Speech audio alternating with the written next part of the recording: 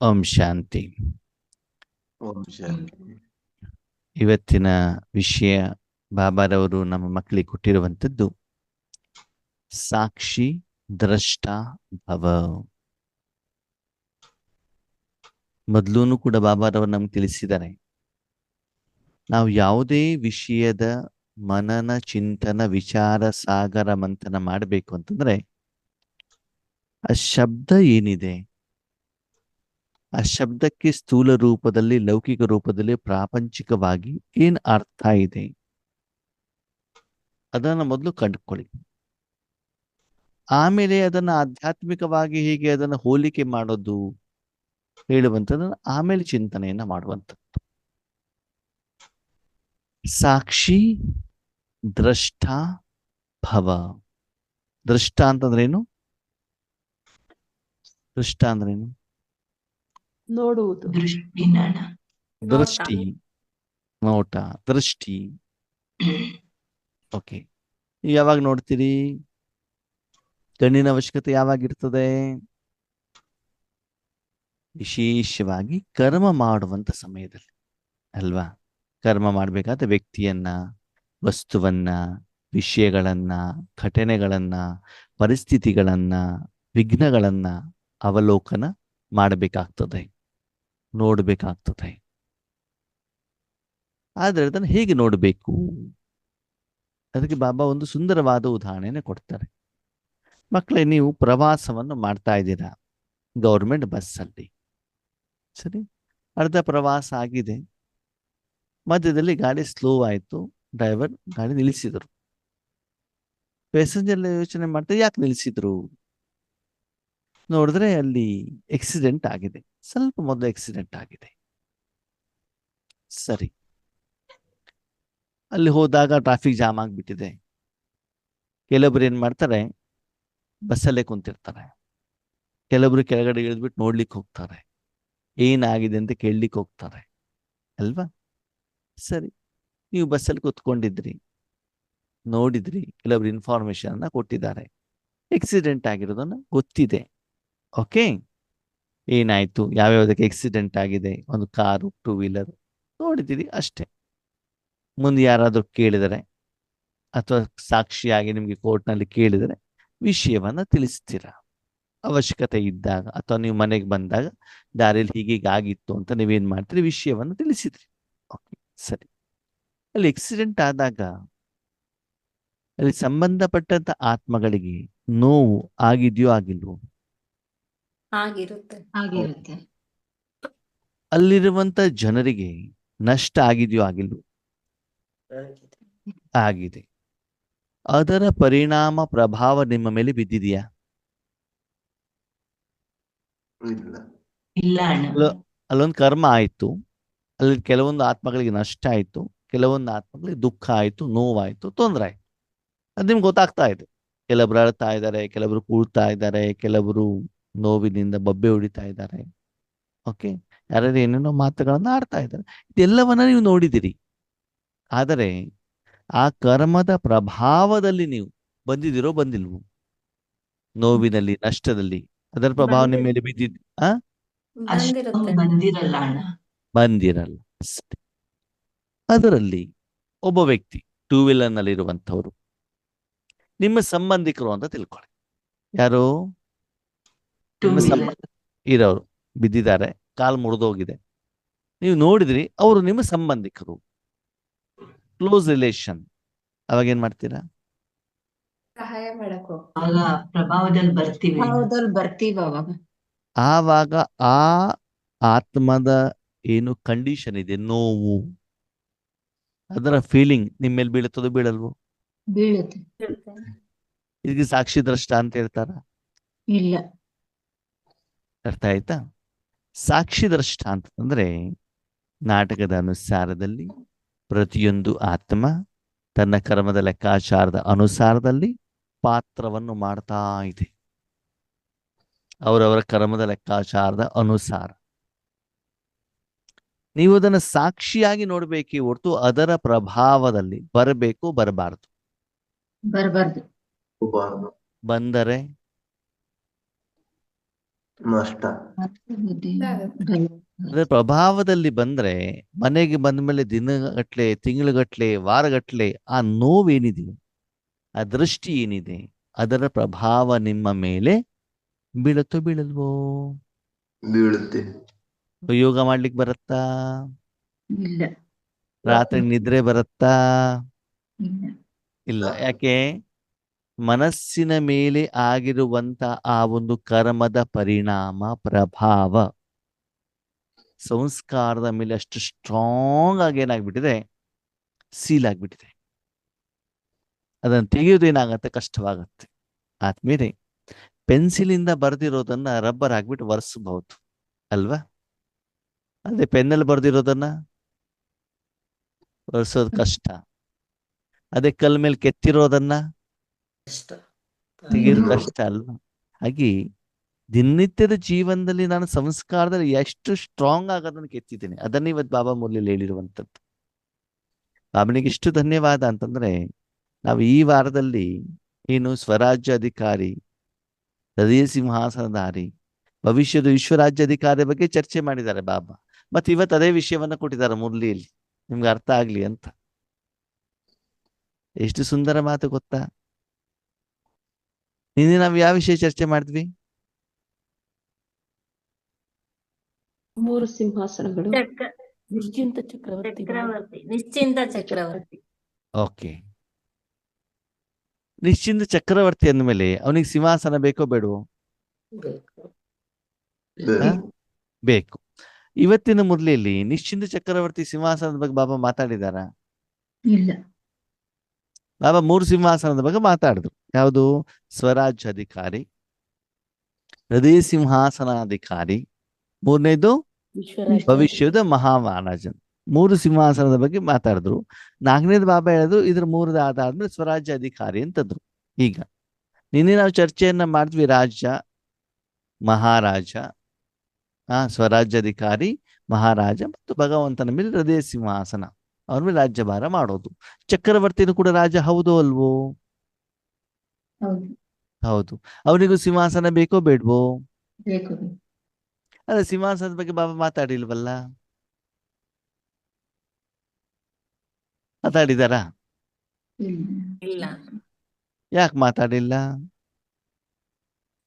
ಇವತ್ತು ಸಾಕ್ಷಾ ದೃಷ್ಟಾನ ತಿಳಿಸ್ಬೇಕಲ್ವಾ ಅದಕ್ಕೆ. ನೋಡಿ, ಸಾಕ್ಷಿ ದೃಷ್ಟಿಗೂ ನಿಶ್ಚಿಂತ ಚಕ್ರವರ್ತಿಗೆ ಏನು ಸಂಬಂಧ ಇಲ್ಲ. ಇವತ್ತಿನ ವಿಷಯ ಬಿಟ್ಬಿಡಿ, ನಿನ್ನೆ ಬಗ್ಗೆ ನಾವು ಮಾತಾಡೋಣ. ಆ ವಿಷಯ ಆಮೇಲೆ ಬರೋಣ. ಸಾಕ್ಷಿ ದೃಷ್ಟಿಗೆ ಪ್ರಶ್ನೆ ಏನು? ಚಕ್ರವರ್ತಿನೂ ರಾಜ ಅಂದ ಮೇಲೆ ಸಿಂಹಾಸನ ಅಂತೂ ಬೇಕಲ್ವಾ?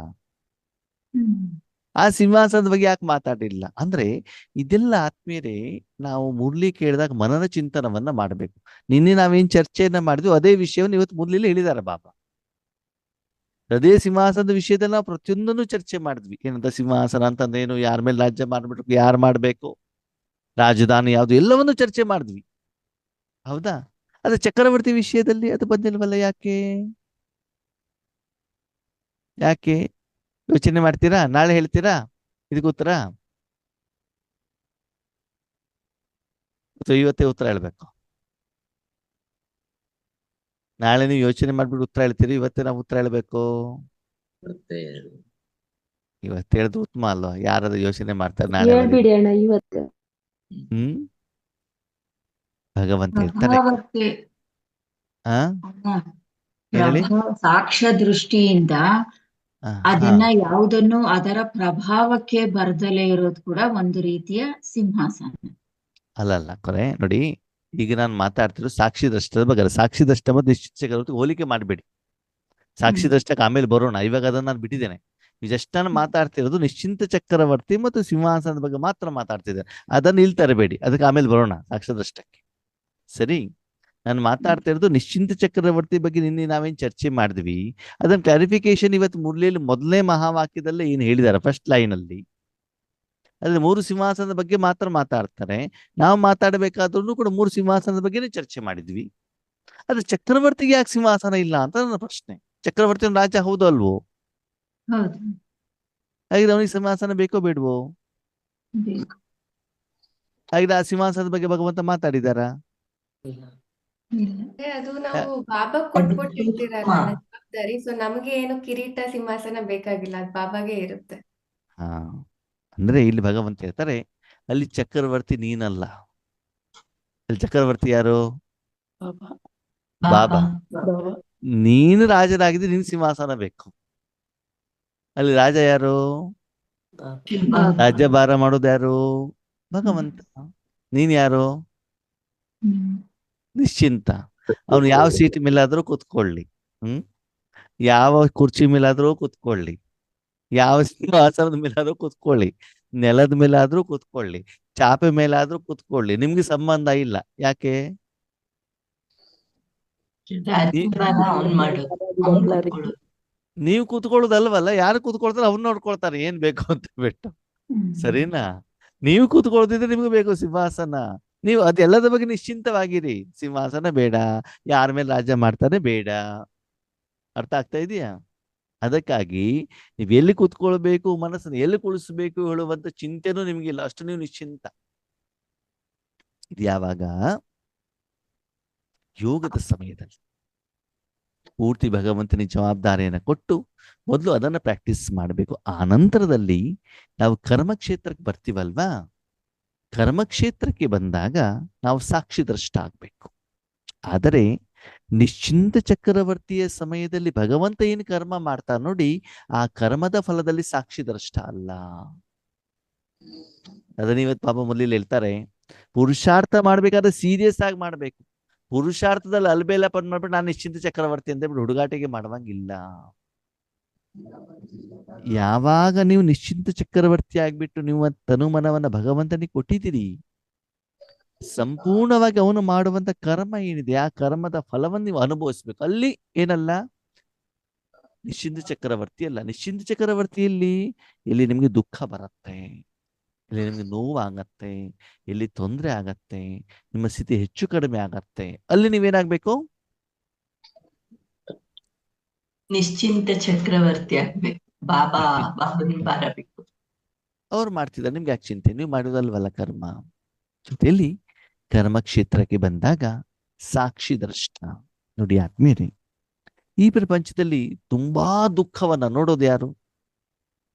ಯಾರಿಗೆ ಕಾಣತ್ತೆ ತುಂಬಾ ದುಃಖ? ದೇವತೆಗಳಾಗಿರೋರ ಬಾಬನಿಗೆ ಕಾಣ್ತದೆ. ಬಾಬನಿಗೆ ತಾನೇ ಕಾಣ್ತದೆ. ಪೂರ್ತಿ ಪ್ರಪಂಚದ ಜನ ಎಲ್ಲರೂ ಓ ಅಂತ ಅಪ್ಪನ ಕಡೆ ಬಂದ್ಬಿಟ್ಟು ಕೂಗ್ತಾ ಇರ್ತಾರೆ. ಡಾಕ್ಟರ್ ಹತ್ರ ಜನ ಹೆಚ್ಚಿಗೆ ಕೂಗ್ತಾರ, ಭಗವಂತನ ಹತ್ರ ಕೂಗ್ತಾ ಇದಾರೆ. ಭಗವಂತನ ಹತ್ರ ಅವನ ಎದುರುಗಡೆ ಬರ್ತಾ ಇರ್ತಾನೆ ಮನಸ್ಸಿನಿಂದ. ಭಗವಂತ ನೋಡ್ತಾರೋ ನೋಡಲ್ವೋ? ನೋಡ್ತಾರೆ. ಅವ್ರಿಗೆ ಕೇಳ್ತಾ ಇದೆಯೋ ಇಲ್ವೋ? ಬಂದ್ ಕೂಗ್ತಾ ಇರೋರು ಯಾರು? ಆತ್ಮಗಳು. ನನ್ನ ಮಕ್ಕಳು, ನನ್ನ ಮಕ್ಕಳು, ಆತ್ಮಗಳಲ್ಲ, ನನ್ನ ಮಕ್ಕಳು ಕೂಗ್ತಾ ಇರೋರು. ಆವಾಗ ಆ ತಾಯಿಗೆ ಚುರ್ ಅನ್ನತ್ತೋನಲ್ವೋ? ಅನಿಸಿದ್ರೆ ಅವನಿಗೆ ಭಗವಂತ ಅಂತ ಹೇಳೋದಿಲ್ಲ. ಅಷ್ಟೇ ಜನ ಕೂಗಿದ್ರು ಕೂಡ ಅವರು ಅದನ್ನು ಸ್ವೀಕಾರ ಮಾಡಿದ್ರೆ ಏನಾಯ್ತು? ಅದರ ಪ್ರಭಾವದಲ್ಲಿ ಬಂದಾಗ ಆಯ್ತು ತಾನೇ. ಕೆಲವರಿಗೆ ಹಣಕಾಸಿನ ಸಮಸ್ಯೆ, ಕೆಲವರಿಗೆ ಆರೋಗ್ಯದ ಸಮಸ್ಯೆ, ಕೆಲವರು ಮನೆಯಲ್ಲಿ ಸಂಬಂಧದ ಸಮಸ್ಯೆ, ಎಲ್ಲರೂ ಬೊಬ್ಬೆ ಹೊಡಿತಾ ಇದ್ದಾರೆ. ಬಾಬಾ ಕೆಲವೊಂದ್ಸಲ ಕೇಳ್ತಾರೆ, ಮಕ್ಕಳೇ, ನನ್ನ ಮಕ್ಕಳ ಕೂಗು, ಭಕ್ತರ ಕೂಗು ನಿಮ್ಗೆ ಕೇಳಿಸ್ತಾ ಇಲ್ವಾ? ಬಾಬಾ ನೋಡ್ತಾರೆ, ಆದ್ರೆ ಅದರ ಪ್ರಭಾವದಲ್ಲಿ ಬರ್ತಾರೋ ಬರಲ್ವೋ? ಬರೋದಿಲ್ಲ. ಯಾಕೆ ಬರೋದಿಲ್ಲ? ಫಿಕ್ಸ್ಡ್. ಯಾಕಂತಂದ್ರೆ ಅವ್ರವ್ರು ಮಾಡಿರುವಂತ ಕರ್ಮದ ಫಲ ಅವನಿಗೆ ಗೊತ್ತು ಅಲ್ವಾ? ಲಾಸ್ಟ್ ಅಲ್ಲಿ ವಿಲನಿಗೆ ಹೀರೋ ಹೊಡಿತಾ ಆಡ್ತಾನೆ, ನೀವೇನ್ ಮಾಡ್ತೀರಾ ನೋಡ್ತಾ ಇರ್ತಾರೆ. ಸರಿ, ಯಾಕೆ ಹಿಂದಿನ ಕತೆ ಗೊತ್ತಲ್ವಾ, ವಿಲನ್ ಏನ್ ತಪ್ಪು ಮಾಡಿದ್ದಾನೆ ಅಂತ. ಅದಕ್ಕೆ ಅವನು ಇಟ್ಕೊಡ್ತಾ ಇದ್ದಾನೆ ಅಲ್ವಾ? ಹಾಗೆ ಇಲ್ಲಿ ಭಗವಂತ ಹೇಳ್ತಾರೆ, ಕರ್ಮದ ಫಲ ಬಂದಾಗ ಆದಷ್ಟು ಸಾಕ್ಷಿದ್ರಷ್ಟ ಆಗಿ, ವಿಶೇಷವಾಗಿ ವಿಕಾರಕ್ಕೆ ಸಂಬಂಧಪಟ್ಟಂತ ವಿಷಯದಲ್ಲಿ. ಇಲ್ಲಿ ನಾವೇನ ಮಾಡ್ತೀವಿ ಅಂತಂದ್ರೆ, ನಮ್ಮ ಮಕ್ಕಳು, ನಮ್ಮ ಮೊಮ್ಮಕ್ಕಳು, ನಮ್ಮ ಸಂಬಂಧಿಕರು ಅವರಿಗೆ ನೋವಾದಾಗ ನಮ್ಗೆ ತುಂಬಾ ಪ್ರಭಾವ ಆಗ್ತದೆ. ಅವ್ರಿಗೆ ಖುಷಿಯಾದಾಗ ನಾವು ತುಂಬಾ ಖುಷಿ ಆಗ್ಬಿಡ್ತೀವಿ. ಮದುವೆ ಮನೆಗೆ ಹೋದಾಗ, ಟೂರಿಗೆ ಹೋದಾಗ ಏನು ಎಂಜಾಯ್ಮೆಂಟ್, ಯಾಕಂದ್ರೆ ಅವ್ರು ಮಾಡ್ತಾರಲ್ಲ ನಾವು ಮಾಡ್ಬೇಕು. ಅದಕ್ಕಾಗಿ ವಿಕಾರದ ಸುಖದ ಪ್ರಭಾವದಲ್ಲೂ ಬರಬೇಡಿ, ವಿಕಾರದ ದುಃಖದ ಪ್ರಭಾವದಲ್ಲೂ ಬರಬೇಡಿ. ಅಭಿಮಾನನೂ ಬೇಡ, ಅಪಮಾನನೂ ಕೂಡ ಬೇಡ. ಯಾರು ಮಾನವನ್ನು ಸ್ವೀಕಾರ ಮಾಡ್ತಾರೋ ಅವ್ರಿಗೇನಾಗ್ತದೆ, ಅಪಮಾನದ ಫೀಲಿಂಗ್ ಕೂಡ ಇರುತ್ತೆ. ಅದಕ್ಕಾಗಿ ಭಗವಂತ ಹೇಳ್ತಾರೆ ಸಾಕ್ಷಿದ್ರಷ್ಟ ಅಂತಂದ್ರೆ ಯಾವ್ದ್ರಲ್ಲಿ ಸಾಕ್ಷಿದ್ರಷ್ಟ? ಕರ್ಮಕ್ಷೇತ್ರ. ಬೇರೆಯವರ ಪಾತ್ರ ಮತ್ತು ಕರ್ಮದ ಫಲದಲ್ಲಿ, ಬೇರೆಯವರ ಪಾತ್ರ ಮತ್ತು ಬೇರೆಯವರ ಕರ್ಮದ ಫಲದಲ್ಲಿ ಸಾಕ್ಷಿದ್ರಷ್ಟನೇ ಹೊರತು ನಿಮ್ಮ ಸಾಧನೆ ಪುರುಷಾರ್ಥ ತಪಸ್ಸು ಸೇವೆನಲ್ಲಿ ಸಾಕ್ಷಿದ್ರಷ್ಟ ಅಲ್ಲ. ಎಲ್ಲಿ ಯಾವ್ದನ್ನ ಅಪ್ಲೈ ಮಾಡ್ಬೇಕಂತ ಸ್ಪಷ್ಟವಾಗಿ ಗೊತ್ತಿರ್ಲಿ. ಅವ್ರ್ಯಾಕೆ ಹಂಗ ಮಾಡ್ತಾರೆ, ಇವ್ರ್ಯಾಕೆ ಹೀಗೆ, ಅವ್ರು ಹಿಂಗ್ ಮಾಡಬಾರ್ದಿತ್ತಲ್ಲ, ಅಲ್ಲಿ ಏನಾಗ್ಬೇಕು ನೀವು? ಸಾಕ್ಷಿದ್ರಷ್ಟ. ನಿಮ್ಗೇನು ಬಾಬಾ ಹೋಮ್ವರ್ಕ್ ಅನ್ನ ಕೊಟ್ಟಿದ್ದಾರೆ, ಏನು ಮಾಡ್ಬೇಕು ಅಂತ ಹೇಳಿದ್ದಾರೆ, ಅದಲ್ಲಿ ತೀವ್ರತೆ ಬರಬೇಕೇ ಹೊರತು ಅಲ್ಲಿ ಸಾಕ್ಷಿದ್ರಷ್ಟ ಫಾರ್ಮುಲಾವನ್ನ ಏನ್ ಮಾಡುವಂಗಿಲ್ಲ. ಅಪ್ಲೈ ಮಾಡಬಾರ್ದು. ಗೊತ್ತಿರ್ಲಿ ಎಲ್ಲಿ ಅಪ್ಲೈ ಮಾಡ್ಬೇಕು ಎಲ್ಲಿ ಮಾಡಬಾರ್ದು ಅಂತ ಬಿಟ್ಟು ನಿಮ್ಗೆ ಸ್ಪಷ್ಟವಾಗಿ ಗೊತ್ತಿರ್ಬೇಕು ಆತ್ಮೀಯರೇ. ಸಾಕ್ಷಿದ್ರಷ್ಟ ಅಂತಂದ್ರೆ ಎದುರುಗಡೆಗೆ ಆತ್ಮ ಅನುಭವಿಸುವಂತ ಕರ್ಮದ ಫಲದಲ್ಲಿ ಏನಾಗ್ಬೇಕು? ಸಾಕ್ಷಿದ್ರಷ್ಟ. ಯಾಕಂದ್ರೆ ಆ ಆತ್ಮನ ಪಾತ್ರ, ಆ ಆತ್ಮನ ಕರ್ಮದ ಫಲವನ್ನ ಆ ಆತ್ಮ ಅನುಭವಿಸ್ತಾ ಇದೆ. ಓಕೆ, ಅವರಿಗೆ ದುಃಖ ಇದೆ, ನೋವಿದೆ, ನಿಮ್ಮಲ್ಲಿ ಹಣ ಇದೆ, ಆಧ್ಯಾತ್ಮಿಕ ಹಣ ಇದೆ, ಶುಭ ಭಾವನೆ ಶುಭ ಕಾಮನೆಯಿಂದ ಅವರಿಗೆ ಸಹಾಯವನ್ನ ಮಾಡುವುದಲ್ಲಿ ಎಲ್ಲೂ ತಪ್ಪಿಲ್ಲ. ಸಹಾಯವನ್ನ ಮಾಡಿ. ಓಕೆ, ನೀವು ಯಾರೋ ಪೇಷಂಟ್ ಅನ್ನ ನೋಡ್ಲಿಕ್ಕೆ ಹೋಗಿರ್ತೀರಾ, ಅವ್ರಿಗೆ ದುಃಖ ಇದೆ, ವೈಯಕ್ತಿಕ ಲೆಕ್ಕಾಚಾರ ಇರ್ಬೋದು. ಓಕೆ, ನೀವು ಹಣ್ಣು ತಗೊಂಡೋಗಿರ್ತೀರಾ, ಕೊಡಿ. ಹಣ ಇದೆಯಾ, ಕೊಡಿ. ಸ್ಥೂಲ ಸಂಯೋಗ ಮಾಡ್ಲಿಕ್ಕೆ ಆಗತ್ತಾ, ಕೊಡಿ. ಸಹಾಯ ಮಾಡೋದ್ರಲ್ಲಿ ತಪ್ಪಿಲ್ಲ. ಆದ್ರೆ ನೋವನ್ನ ಅನುಭವಿಸ್ಬೇಡಿ. ಸರಿ, ನೀವು ನೋವನ್ನ ಅನುಭವಿಸಿದರೆ ಅವ್ರ ನೋವು ಕಡಿಮೆ ಆಗತ್ತಾ? ಪ್ರತಿಯೊಂದು ಆತ್ಮ ಮಾಡಿರುವಂತ ಕರ್ಮದ ಫಲವನ್ನೇನ್ ಮಾಡ್ಬೇಕು? ಅನುಭವಿಸ್ಲೇಬೇಕಲ್ವಾ? ಅದು ನೀವು ಕೂಡ ನೋವನ್ನು ಅನುಭವ ಮಾಡಿದ್ರೆ ವಾತಾವರಣದಲ್ಲಿ ಇನ್ನೂ ನೋವನ್ನ ಹಡಿಸ್ಲಿಕ್ಕೆ ನೀವೇನಾಗ್ಬಿಡ್ತೀರಿ? ನಿಮಿತ್ತರಾಗ್ತಿರಲ್ವಾ? ತುಂಬಾ ದುರ್ವಾಸನೆ ಇದೆ ಅಂತ ನೀವು ಅಗರಬತ್ತಿ ಆಗ್ಬೇಕು, ಸುವಾಸನೆ ಹಡಿಸುವಂತವ್ರಾಗ್ಬೇಕು. ಅಯ್ಯೋ ಪಾಪ ರೇ, ಆಗ್ಬಾರ್ದಿತ್ರಿ. ಇಷ್ಟೊಂದು ಸುಂದರವಾದ ಪ್ರಾಕ್ಟಿಕಲ್ ವಿಷಯವನ್ನ ಹೇಳ್ತಾರೆ. ನಿಮ್ಮ ಮನೆ ಎದುರುಗಡೆಗೆ ಒಂದು ಸಾವಾಗಿದೆ. ಏನಾಗಿದೆ? ಯಾರ್ದು? ಎದುರುಗಡೆ ಮನೆಯ ನಿಮ್ಮ ಪರಿಚಯದವರ ಪತಿಯ ಸಾವಾಗಿದೆ. ಸರಿ, ಓಕೆ. ನೀವು ಅವ್ರ ಮನೆಗೆ ಹೋಗ್ಬೇಕು, ಹೋಗ್ಬಾರ್ದು? ಹೌದು. ಯಾಕೆ ಹೋಗ್ಬೇಕು? ಅವ್ರ ಹತ್ತಿರದಲ್ಲಿರೋ ಎದುರು ಮನೆಯವರಲ್ವಾ? ಎದುರುಗಡೆ ಮನೆಯವ್ರು. ಸರಿ, ನೀವ್ ಯಾಕೆ ಹೋಗ್ಬೇಕು ಅವ್ರ ಮನೆಗೆ? ಸಾಂತ್ವನ ಮಾಡಕ್ಕೆ. ಸಾಂತ್ವನ, ಸಮಾಧಾನ ಮಾಡ್ಲಿಕ್ಕೆ. ಏನ್ ಮಾಡ್ಲಿಕ್ಕೆ ಹೋಗ್ಬೇಕು? ಹೇಳಲಿಕ್ಕೆ. ನೀವು ತವ್ರ ಮನೆಗೆ ಹೋಗಿದ್ದೀರಿ. ಓಕೆ, ಬಂದ ಮೇಲೆ ಗೊತ್ತಾಯ್ತು ಅವ್ರ ಸಾವಾಗಿದೆ ಅಂತ. ಸರಿ, ತವ್ರ ಮನೆ ಮದುವೆ ಮನೆಗೆ ಹೋಗಿದ್ರಿ, ರೆಡಿ ಅಂದ್ರೆ ರೇಷ್ಮೆ ಸೀರೆ ಉಟ್ಕೊಂಡು ರೆಡಿ ಆಗ್ಬಿಟ್ಟು ಹೋಗಿದ್ರಿ. ಮನೆಗೆ ಬಂದು ವಿಷಯ ಗೊತ್ತಾಯ್ತು. ಅಲ್ಲಿವರೆಗೆ ಎದುರುಗಡೆ ಮನೆಯಲ್ಲಿರುವಂತಹ ವ್ಯಕ್ತಿಯ ಅಂದ್ರೆ ಎಲ್ಲಾ ಕ್ರಿಯೆಗಳು ಅಂತಂದ್ರೆ ಸುಡುವಂತ ಎಲ್ಲಾ ಕ್ರಿಯೆಗಳು, ಅಂತ್ಯಕ್ರಿಯೆ ಎಲ್ಲ ಕೆಲಸ ಮುಗಿದಿದೆ. ಒಂದಿನ ಮೊದಲು ಶರೀರ ಬಿಟ್ಟಿದ್ದಾರೆ, ಎಲ್ಲ ಕ್ರಿಯೆ ಮುಗಿದಿದೆ. ಸರಿ, ಈಗ ನೀವು ಮನೆಗೆ ಬಂದ್ಮೇಲೆ ಅವ್ರ ಮನೆಗೆ ಹೋಗ್ಬೇಕು, ಹೋಗ್ಬಾರ್ದು? ಹೋಗ್ಬೇಕು. ತುಂಬಾ ಕ್ಲೋಸ್, ಹೋಗ್ಬೇಕು ತಾನೆ? ನೀವಲ್ಲಿ ಹೋದಾಗ ಆ ಮಹಿಳೆ ಯಾರಿದ್ದಾರೆ ಅವ್ರು ನಿನ್ನೆ ರಾತ್ರಿಯಿಂದ ಹೊತ್ತು ಮಲಗಿದ. ಡೇನೆ, ರಾತ್ರಿ ಅಲ್ಲ, ಡೇನೇ ಮಲಗಿದ. ನೀವು ಅವ್ರ ಮನೆ ಹೋಗಿದ್ಯಾಕೆ? ಸರಿ, ಅವ್ರು ಮಲಗಿದ್ದಾರೆ, ಅವ್ರು ಹೇಳಿಸ್ಬಿಟ್ಟು ಅವ್ರು ಮಾತಾಡ್ಸ್ಕೊಂಡ್ ಬರ್ಬೇಕೋ ಬೇಡವು? ಹೇಳಿಸ್ಬಾರ್ದು, ಮತ್ತೆ ಹೋಗ್ಬೇಕೇನು? ಹೇಳಿಸಿದ್ರೆ ಬಂದಿಲ್ಲ ಅಂತ ಆಗ್ತದೆ. ನೀವು ಹೋಗಿದ್ದೀವಿ ಅಂತ ಗೊತ್ತಾಗ್ಬೇಕಲ್ವಾ? ಆಮೇಲೆ ಬಂದ್ರೆ ಆಗುತ್ತೆ. ಆಮೇಲೆ ನಿದ್ದೆ ಮಾಡ್ತಿರ್ತಾರೆ ಹೊತ್ತು ಅವ್ರು ಮತ್ತೆ ಡಿಸ್ಟರ್ಬ್ ಮಾಡ್ಬಾರ್ದು. ಮನೆಗ್ ಬಂದು ಮತ್ತೆ ಇನ್ನೊಂದ್ಸಲ ಹೋಗ್ಬೇಕು. ಅಲ್ಲ, ನೀವು ಹೋಗಿದ್ಯಾಕೆ? ಸಮಾಧಾನ ಮಾಡೋದು. ಸರಿ, ನೀವು ಹೋಗ್ಬಿಟ್ಟು ಅವ್ರಿಗೆ ಹೇಳಿಸಿದ್ರಿ ಅಂತ ತಿಳ್ಕೊಳ್ಳಿ. ಏನ್ ಮಾಡಿದ್ರೆ? ಹೇಳಿಸಿದ್ರಿ. ಅಯ್ಯೋ ರೀ, ಹಿಂಗಾಗ್ಬಾರ್ದಿತ್ತು ಅಂತ ಹೇಳ್ತೀರಿ. ನಿನ್ನೆ ನೋಡಿದ್ದೆ ನಾನು, ದಾರಿಲಿ ಸಿಕ್ಕಿದ್ರು, ಅಣ್ಣ ಕಾಫಿ ಕುಡಿದ್ರಾ ಅಂತ ಕೇಳಿದ್ದೆ ಅಂತ ಬಿಟ್ಟು ಹೇಳಿದಾಗ ಅವ್ರು ನಗ್ತಾರೋ ಅಳತಾರೋ? ಅಳ್ತಾರೆ. ದುಃಖ ನಾವು ಜಾಸ್ತಿ ಮಾಡ್ದಂಗಾಗತ್ತೆ. ಸಮಾಧಾನ ಆಯ್ತು ಆಗಿಲ್ವೋ? ಜಾಸ್ತಿ ಮಾಡಿದ್ವಿ ದುಃಖನ. ಇದು ನಮ್ ಕೆಲ್ಸ ಇದೆ ಮಾಡೋದು. ಅರ್ಥ ಆಗ್ತಾ ಇದೆಯಾ? ನಾವು ಅವ್ರಿಗೆ ಸಮಾಧಾನ, ಅಯ್ಯೋ ನಾವು ಸಮಾಧಾನ ಮಾಡ್ಲಿಕ್ಕೆ ಹೋಗಿದ್ವಿ ಅಂತ ಎಲ್ಲ ಹೋಗ್ಬಿಟ್ಟು ಹೇಳ್ತೀವಿ. ಆದ್ರೆ ಮಾಡಿರೋದೇನು, ಆ ತಾಯಿ ಅತ್ತಾಗ ಅವ್ರ ಮಕ್ಕಳು ಕೂಡ ಆಡ್ತಾರೆ. ಎಲ್ಲರೂ ಹೊತ್ತು ಸುಮ್ಮನೆ ಕುಂತಿರ್ತಾರೆ. ಮತ್ತೆ ಗೊಳೋ ಅಂತ ಅಳಿಸ್ಬಿಟ್ಟು ಮನೆಗೆ ಬಂದ್ಬಿಟ್ಟು ಪಕ್ಕದ ಮನೆಯವ್ರಿಗೆ ಹೇಳ್ತೀವಿ, ನಾನು ಹೋಗ್ಬಿಟ್ಟು ಸಮಾಧಾನ ಮಾಡಿದೆ. ಏನ್ ಸಮಾಧಾನ ಮಾಡಿರೋದು? ಸಮಾಧಾನವಾಗಿರೋರನ್ನ ಅವ್ರು ಮೇಲೆ ಬೈತಾರೆ. ಸುಮ್ಮನೆ ಅಮ್ಮ ಮಲ್ಕೊಂಡಿದ್ದು, ಇವ್ರು ಬಂದು ಬೇಳ್ಸಿಬಿಟ್ಟು ಮತ್ತೆ ಎಲ್ಲರಿಗೂ ಅಳಿಸ್ಬಿಟ್ಟು ಹೋದ್ರು ಅಂತ. ಅವಾಗ ನಿಮ್ಗೆ ಚೆನ್ನಾಗಿ ಜನ ಎಲ್ಲ ವರದಾನ ಕೊಡ್ತಾರಲ್ವಾ? ಕೊಡ್ತಾರ ಕೊಡಲ್ವೋ? ಕೊಡಲ್ಲ ಅಣ್ಣ. ಶಾಪ ಕೊಡ್ತಾರೆ. ಸುಮ್ಮನೆ ಇಲ್ಲ, ನಾವು ಸುಮ್ಮನೆ ಇದ್ವಿ, ಇವ್ರೇನೋ ಬಂದ್ಬಿಟ್ಟು ಏನೋ ಮಾಡ್ಕೊಂಡು ಹೋದ್ರು, ಎದ ಕಡೆಯಿಂದ ತುಂಬಾ ಒಳ್ಳೇದಾಯ್ತು ಅಂತ ಹೇಳ್ತಾರೆ. ಅದಕ್ಕೆ ಭಗವಂತ ಹೇಳ್ತಾರೆ, ಯಾವುದೇ ಕರ್ಮವನ್ನ ಮಾಡ್ಬೇಕಾದ ತ್ರಿಕಾಲದರ್ಶಿಯಾಗಿ ಮಾಡಿ, ಈ ಕರ್ಮ ಮಾಡೋದ್ರಿಂದ ಫಲ ಏನಾಗತ್ತೆ ಅಂತ ಯೋಚನೆ ಮಾಡ್ಬಿಟ್ಟು ಮಾಡಿ. ಅದಕ್ಕಾಗಿ ಆತ್ಮೀಯರೇ, ನಿಮ್ಮ ಜೀವನವನ್ನ ಚೆಕ್ ಮಾಡ್ಕೊಳ್ಳಿ. ಸಾಕ್ಷಿದಷ್ಟ, ನೋವಿರುವಂತ ವಾತಾವರಣ, ವಾಯುಮಂಡಲ.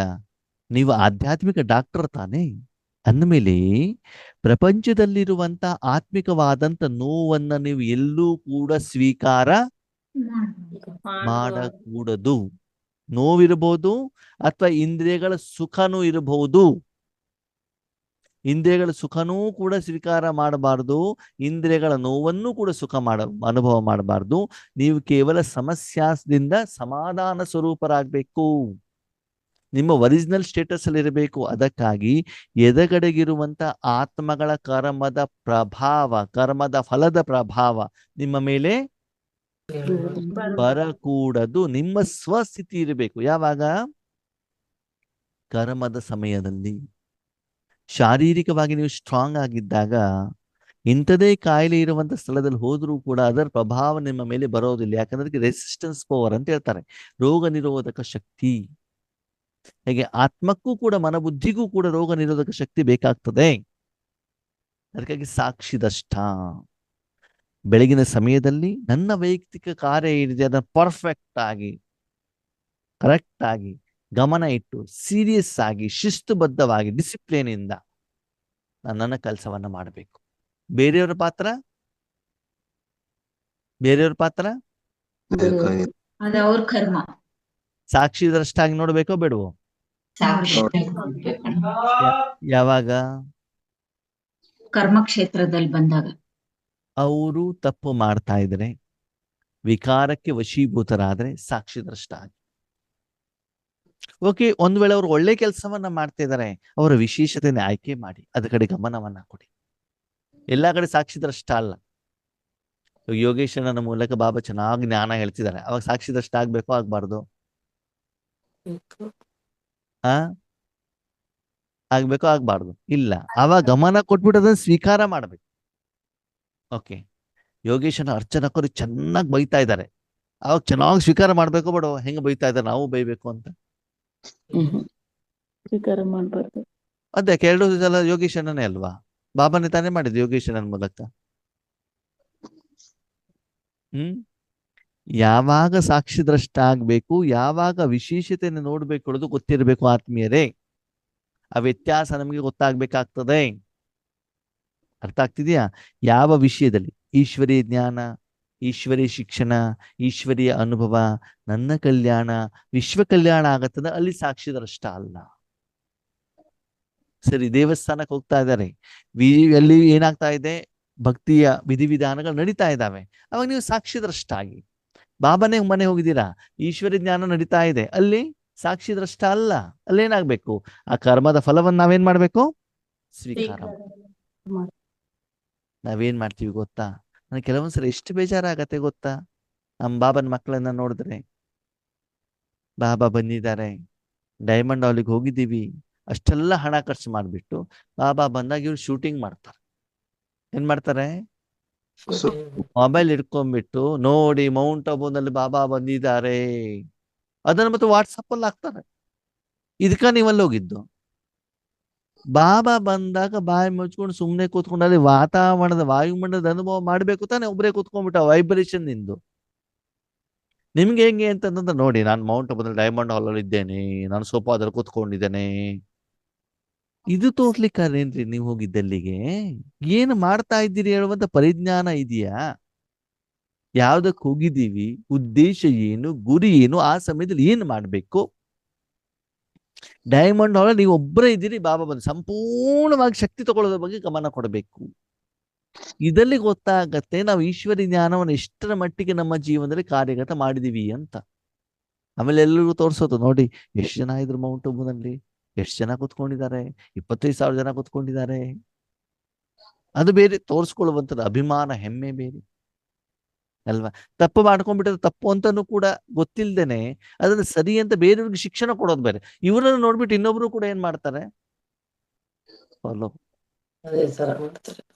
ಸೂಕ್ಷ್ಮತೆಯನ್ನು ಅರ್ಥ ಮಾಡ್ಕೊಳ್ಳಿ ಆತ್ಮೀಯರು ಏನು ಅಂತ ಬಿಟ್ಟು ಅಲ್ವಾ. ಬಾಬಾ ಮಜಾ ಏನು ಗೊತ್ತುಂಟ ನನಗೆ ಇದಾಗೋದು, ಬಾಬಾ ಬರ್ತಾರೆ ಅಂತ ಬಿಟ್ಟು 2 ಗಂಟೆ 1 ಗಂಟೆ ಹೋಗ್ಬಿಟ್ಟು ಸಿಡಿಲಿ ಹೋಗ್ತಾರೆ, ಸರಿನಾ. ಆಮೇಲೆ ಬಾಬಾ ಬಂದ್ಬಿಟ್ಟು ಮುರಳಿ ನುಡಿಸ್ತಾ ಇರ್ಬೇಕಾದ್ರೆ ಎದ್ದು ಹೊರಗಡೆ ಬಂದ್ಬಿಡ್ತಾರೆ, ಅವಾಗ ಬೆಲೆನೇ ಇಲ್ಲ.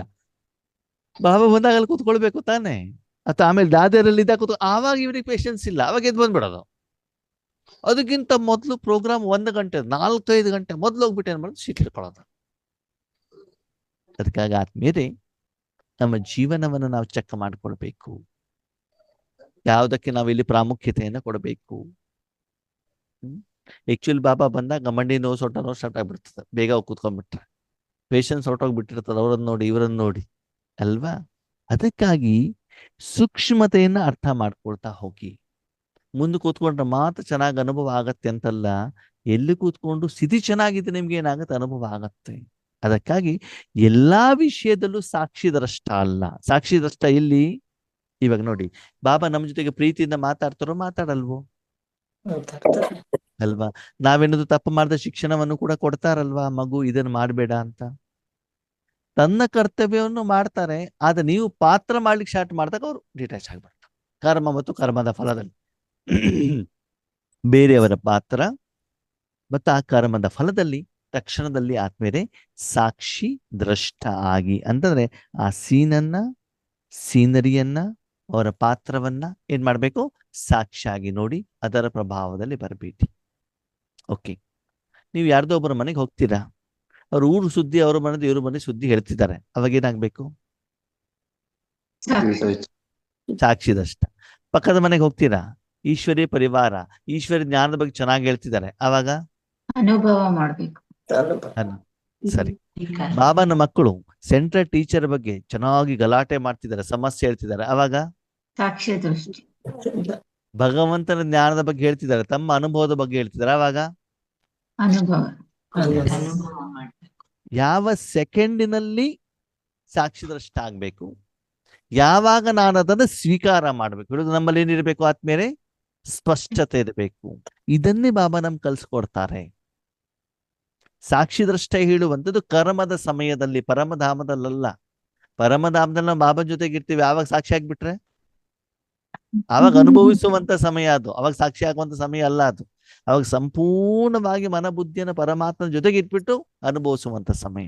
ಸರಿ, ಯಾರೋ ಭಕ್ತಿ ಮಾರ್ಗದ ಬಗ್ಗೆ ಹೇಳ್ತಾ ಇದ್ದಾರೆ, ದೇವತೆಗಳ ಬಗ್ಗೆ ಹೇಳ್ತಿದ್ದಾರೆ, ಅವಾಗ ನಾವೇನಾಗ್ಬೇಕು, ವಾದ ವಿವಾದ ಮಾಡ್ಬಾರ್ದು, ಸಾಕ್ಷಿದಷ್ಟ ನಮ್ಗೆ ಹೌದು ನೀವು ಹೇಳಿದ್ರೆ ಸರಿ ಸರಿ ಸರಿ ಅದನ್ನ ಸ್ವೀಕಾರ ಮಾಡಬಾರ್ದು ಅಷ್ಟೇ. ಈಶ್ವರಿ ಜ್ಞಾನದ ಬಗ್ಗೆ ಹೇಳ್ತಿದ್ದಾರೆ, ಅದನ್ನು ಏನು ಅಂತ ಅರ್ಥ ಮಾಡ್ಕೊಳ್ಳೋದ್ ಕಡೆಗೆ ಮನಸ್ಸು ಬುದ್ಧಿ ನೀಡಬೇಕು. ಅರ್ಥ ಆಗ್ತಾ ಇದೆಯಾ? ಅದಕ್ಕಾಗಿ ಇದರ ಒಂದು ವ್ಯತ್ಯಾಸ ಹೇಳುವಂತ ನಿಮ್ಗೆ ಗೊತ್ತಾಗ್ಬೇಕು. ಅದು ಗೊತ್ತಾಗ್ಬೇಕು ಅಂತಂದ್ರೆ ನಿಮ್ಮ ನಿತ್ಯ ಜೀವನದಲ್ಲಿ ಕಾರ್ಯದಲ್ಲಿ ತಂದು ಅದರ ಲಾಭ ನಮ್ಗೆ ಗೊತ್ತಾಗ್ಬೇಕಾಗ್ತದೆ ಆತ್ಮೀಯರೇ. ಹೇಗೆ ಮನೆಯಿಂದ ಹೊರಗಡೆ ಹೋದಾಗ ಚಪ್ಪಲಿ ಹಾಕೊಂಡಾಗ ಅದರ ಒಂದು ಸುಖದ ಅನುಭವ ಗೊತ್ತಾಗತ್ತೋ, ಹಾಗೆ ಆಧ್ಯಾತ್ಮಿಕವಾಗಿಯೂ ಕೂಡ ಈ ಸ್ಥಿತಿಗಳನ್ನ ಆ ಸಮಯಕ್ಕೆ ತಕ್ಕ ಹಾಗೆ ಧಾರಣೆ ಮಾಡಿದಾಗ ನಾವು ಪ್ರಾಪಂಚಿಕವಾಗಿ ಸದಾ ಕಾಲ ಸುರಕ್ಷಿತವಾಗಿರ್ತೀವಿ. ಅವಾಗ ಯೋಗದಲ್ಲಿ ಕೂತ್ಕೊಂಡ ತಕ್ಷಣದಲ್ಲಿ ನಿಮ್ಗೆ ಏನಾಗ್ಬಿಡ್ತದೆ, ಅನುಭವ ಆಗತ್ತೆ. ಆದ್ಮೇಲೆ ನಾವು ಚಿಕ್ಕವರಿದ್ದಾಗ ಮನೆ ಹಿಂದ್ಗಡೆಗೆಲ್ಲ ಓಡಾಡ್ಲಿಕ್ಕೆ ನಾವು ಚಪ್ಪಲಿ ಹಾಕೊಳ್ತಿರ್ಲಿಲ್ಲ. ಅವಾಗ ಮುಳ್ಳು ಚುಚ್ಚೋದು, ದಿನಕ್ಕೆ 2-3 ಸಲ ಅಂತೂ ಮುಳ್ಳಾಗ್ಲಿ ಕಲ್ಲಾಗ್ಲಿ ಗ್ಲಾಸ್ ಆಗ್ಲಿ ಚುಚ್ಚೋದೆ, ಕಾಲೆಲ್ಲ ಏನಾಗ್ಬಿಡುತ್ತದೋ ಗೆರೆ ಗೆರೆ ಗೆರೆ ಬಂದ್ಬಿಡೋದು. ಪಿನ್ ಹಿಡ್ಕೊಂಡ್ಬಿಟ್ಟು ಮುಳ್ಳು ತೆಗಿತಾ ಕೂತ್ಕೊಳ್ಳೋದು ಅಲ್ವಾ. ಇವಾಗ ಮುಳ್ಳು ಚುಚ್ಚೋದಿಲ್ಲ, ಯಾಕೆ ಹೇಳಿ ಅಲ್ವಾ? ಅದು ನಮ್ಗೆ ರಕ್ಷಣೆ ಕೊಡತ್ತಲ್ವಾ. ಹಾಗೆ ಬಾಬಾ ನಮ್ಗೆ ನಿರಾಕಾರ ರೂಪದ ವಾತಾವರಣದ ರಕ್ಷಣೆ ಕೊಡ್ತಾರಲ್ವಾ.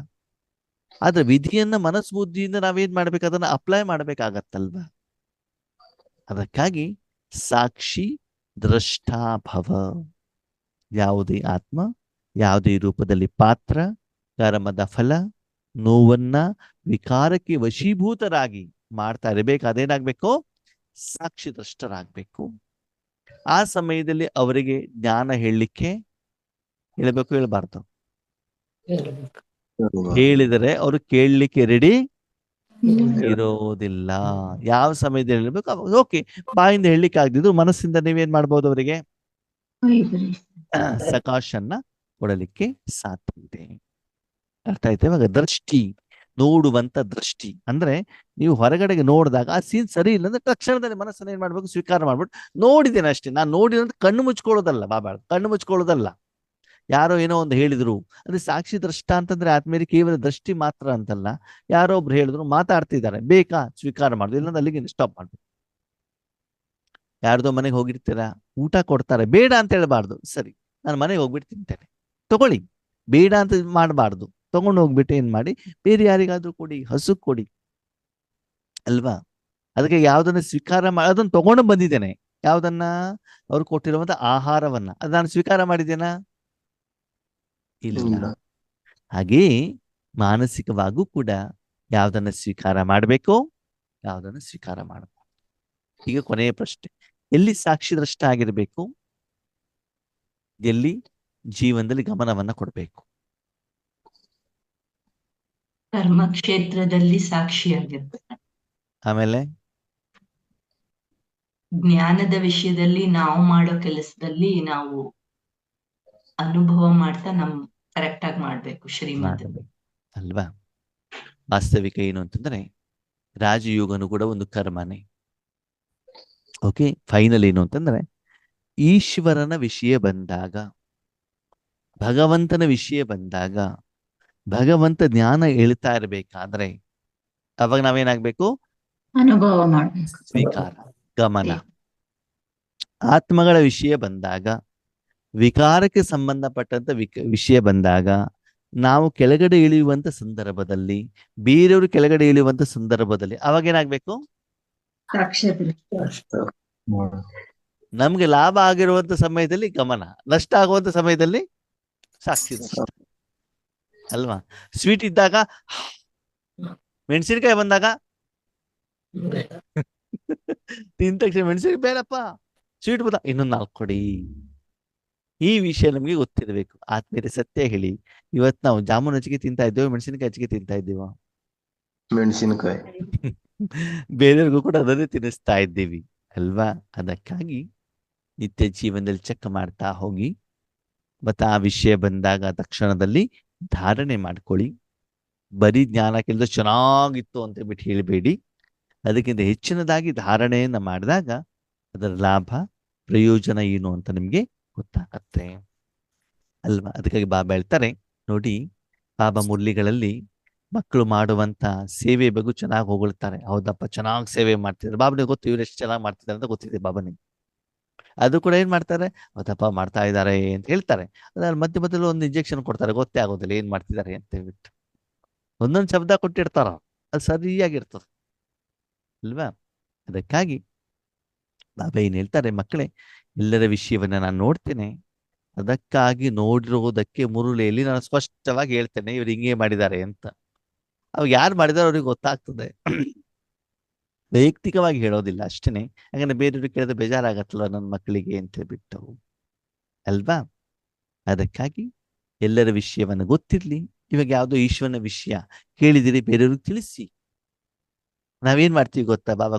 ಕೊನೆ ಉದಾಹರಣೆ ಹೇಳ್ತಾರೆ.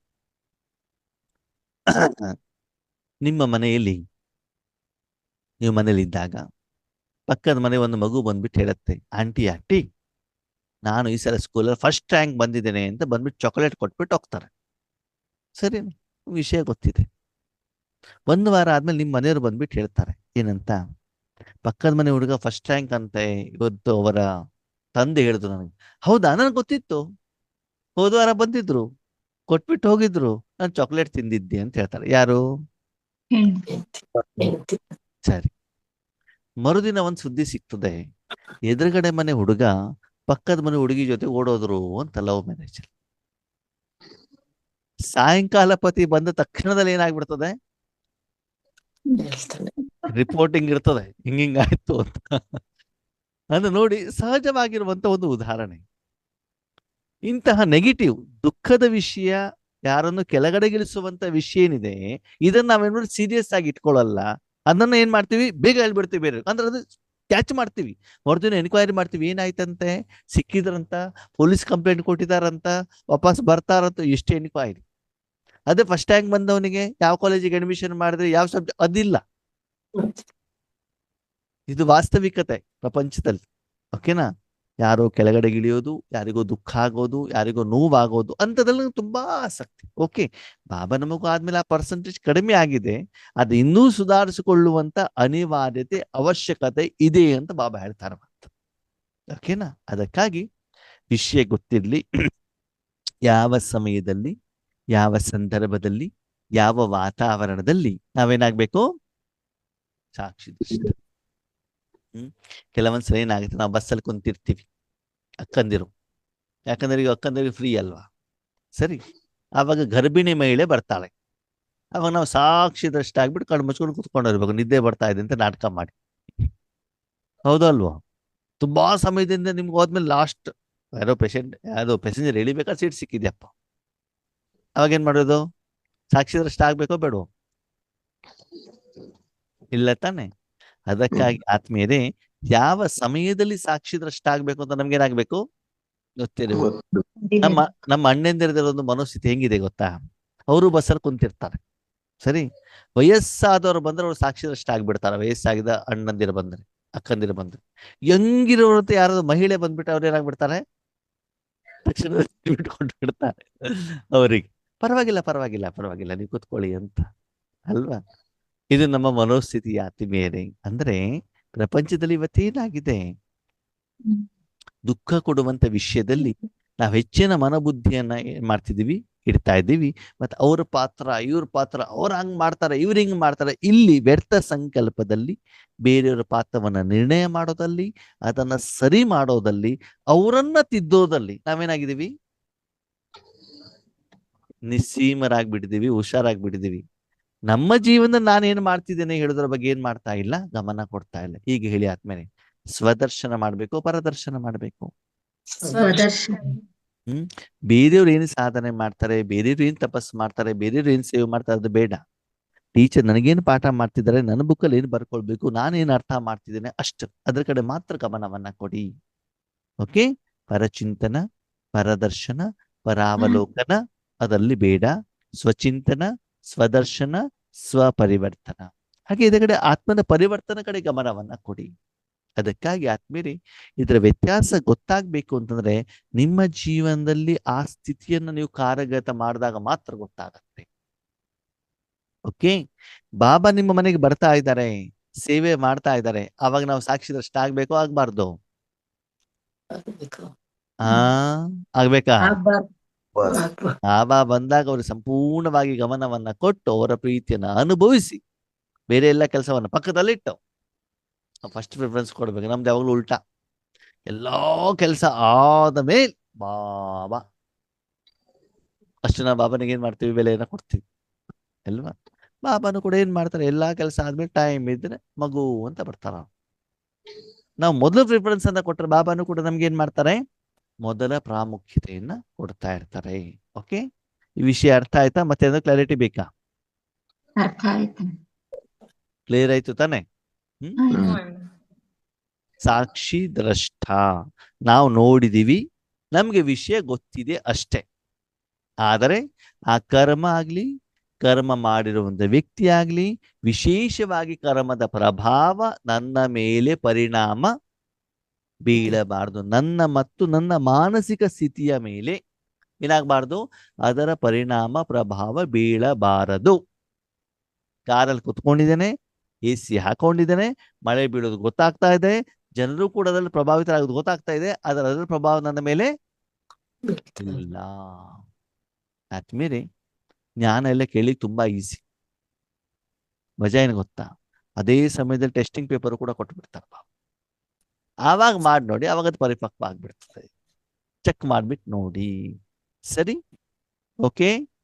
ಓಂ ಶಾಂತಿ. ಓಂ ಶಾಂತಿ.